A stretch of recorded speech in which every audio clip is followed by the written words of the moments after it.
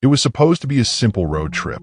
My friends and I were driving through the outskirts of town, looking for something, anything, to break the monotony of our summer vacation. That's when we saw it. An old pizza place half hidden by overgrown weeds and rusted signs. Pizza Joe's. The neon letters flickered weakly in the dusk light. Something about it felt wrong, but also strangely magnetic, like a forgotten memory tugging at the edges of my mind. We pulled into the cracked parking lot, tires crunching against gravel and broken glass. The building looked abandoned, its windows boarded up, paint peeling away like dead skin. But then one of us noticed the faint hum of electricity coming from inside. And as we approached cautiously, hearts pounding, we realized the surveillance cameras mounted on the walls were still active.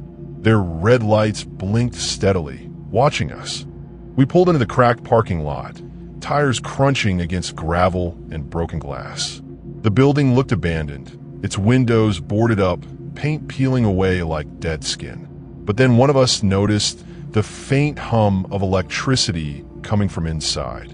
And as we approached cautiously, hearts pounding, we realized the surveillance cameras mounted on the walls were still active. Their red lights blinked steadily, watching us. Curiosity got the better of us.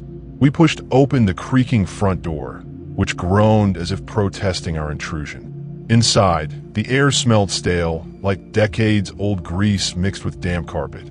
Dust motes floated lazily in the dim light, filtering through cracks in the boarded-up windows. Every step echoed unnaturally loud, amplifying the silence around us. Then came the sound, a low, rhythmic whirring emanating from somewhere deeper within the building. It wasn't mechanical, it sounded almost organic. As we wandered further, we found ourselves in what must have been the kitchen. Stainless steel countertops lined the walls, now coated in layers of filth.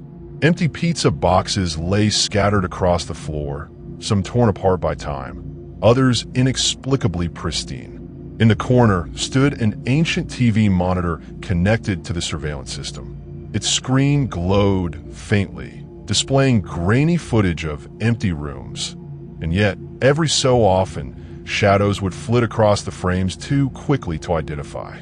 I don't know why I reached out and pressed play on the dusty VCR beneath the monitor. Maybe it was morbid curiosity. Maybe it was because none of us had spoken in minutes, afraid to disturb whatever presence lingered here. When the tape started rolling, the first thing we saw was a date stamp. June 12th, 1998. 26 years ago. Grainy color footage showed employees bustling around the same kitchen we stood in, laughing, joking, oblivious to the fate awaiting them. Except there was something off about their movements. They moved stiffly, mechanically, as though following invisible cues. One employee, a young woman wearing a faded Pizza Joe's uniform, kept glancing nervously at the camera. Her face grew paler with each passing second until she abruptly disappeared from view. The other workers didn't seem to notice or care. They just kept working, slicing dough, assembling pies, boxing orders, all while the background noise grew louder, more insistent. By the end of the tape, they weren't even blinking anymore.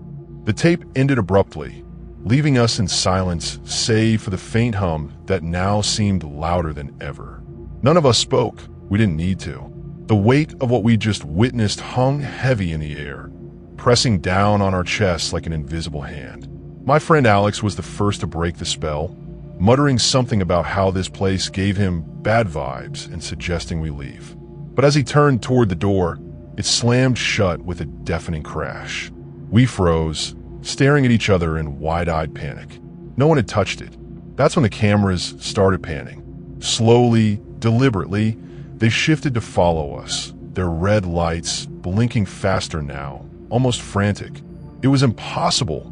There was no one controlling them. Yet there we were, trapped under their mechanical gaze.